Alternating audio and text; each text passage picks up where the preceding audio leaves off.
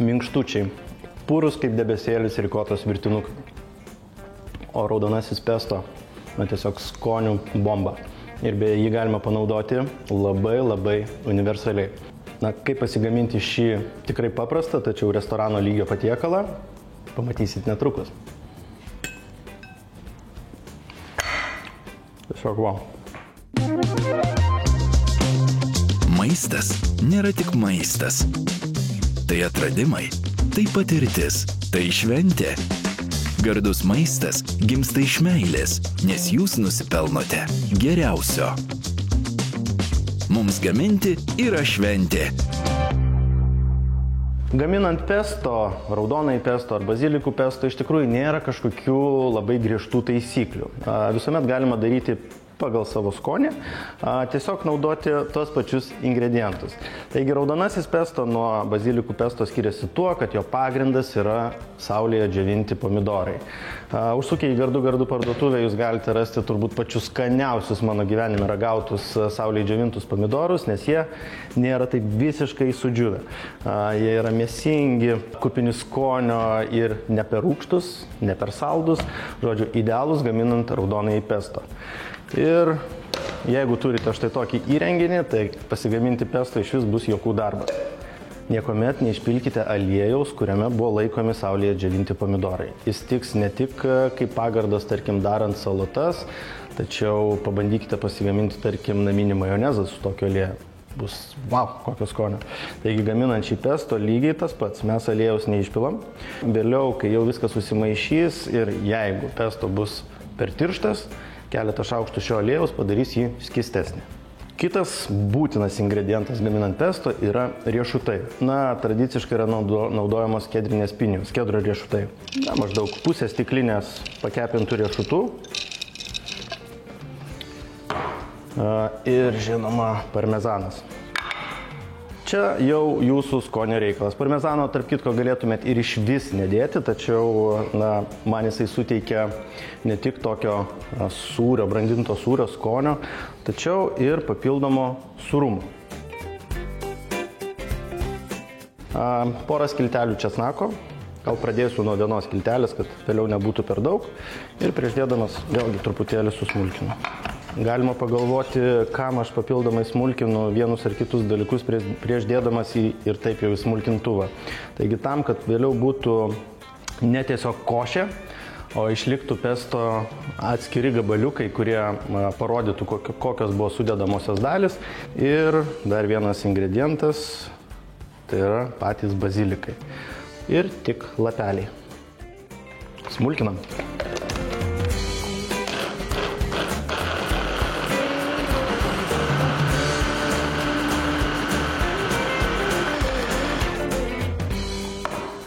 Konsistencija kiek tirštoka, todėl įpilu aliejaus 3 geri šaukštai ir smulkinam vėl. Aliejus dar veikia ir kaip konservantas. Jeigu pesto lieka ir laikome šaldytuve, tai aliejus padeda jam išlikti daug ilgiau geros kondicijos. Tobula. Rikotos virtinukai gaminami iš tikrųjų labai paprastai, viskas, ko reikia, tai šiek tiek laiko. Pagrindiniai ingredientai, tai yra vienas indelis rikotos, paprastai būna 250 gramų, tačiau ką reikėtų padaryti, reikėtų rikotą išimti iš indelio, tarkim ant virtuvinio popieriaus arba galima netgi sūrmaišį įdėti, kad išeitų perteklinė drėgmė.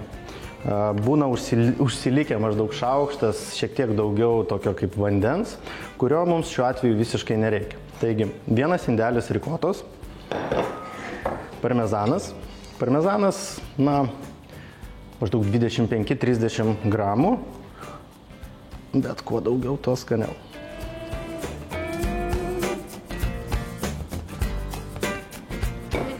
Taip pat muskato riešutas. Čia tikrai jo reikėtų ir reikėtų nepadauginti. Taigi keletą,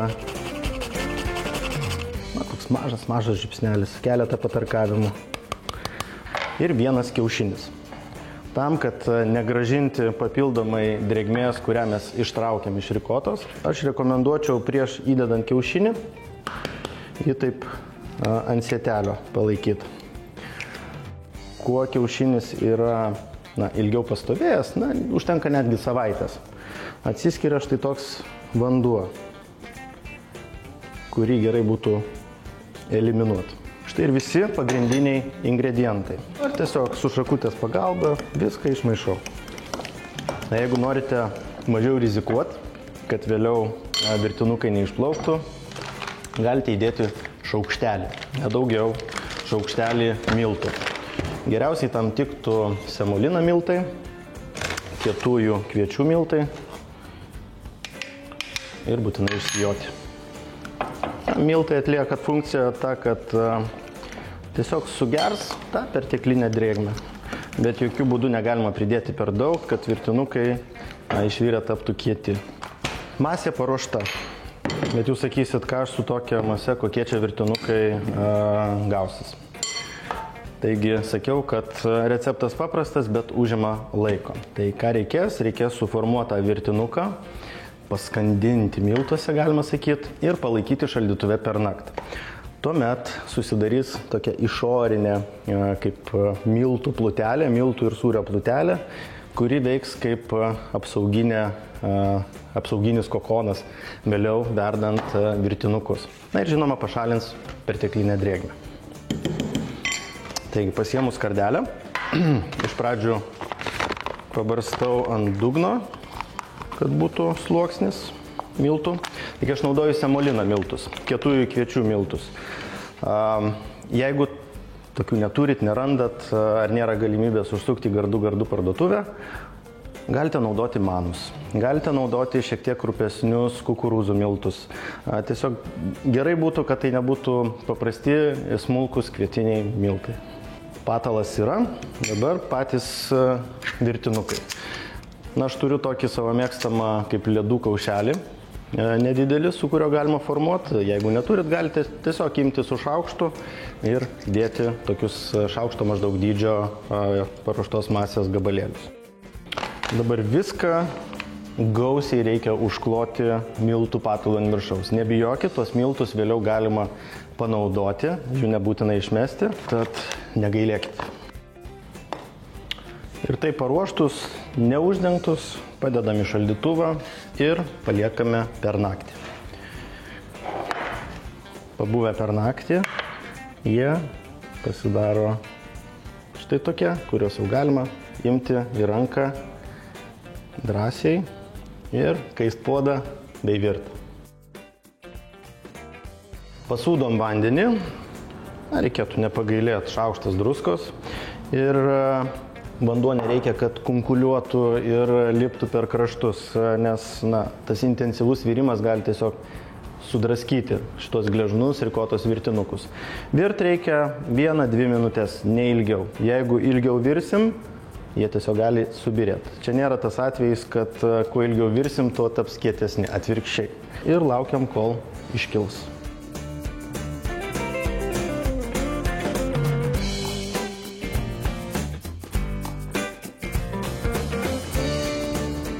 Kaip maži cepelinukai. Pabaigai dar trupučiukas parmezano ir trumų aliejupą. Štai ir puikus, galima sakyti, išskirtinis, tačiau tikrai labai paprastai pagaminamas patiekalas. Aš negaliu susilaikyti dar kartą neparagavęs, nes šitas patiekalas yra tiesiog... wow.